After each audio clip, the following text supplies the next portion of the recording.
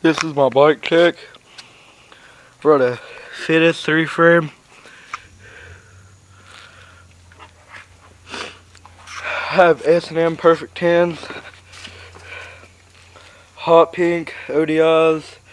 A Sunday Freeze Stem. Sabrosa Velicious forks, I think. Some shit front wheel. A stock fit tire. Shadow Little Ones pegs.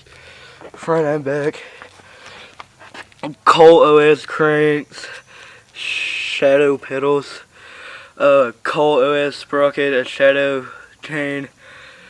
My seat's a animal nodule seat. It's like his signature seat, I think. A Shadow ramp backup, left-hand drive with a FBM hub guard, and the Industries fucking ram and broken spokes everywhere. Odyssey dirt tire, and I have a Odyssey headset like thing.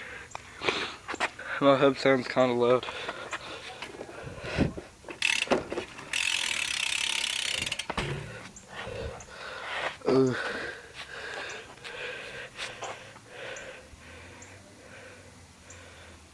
That's about it, I think.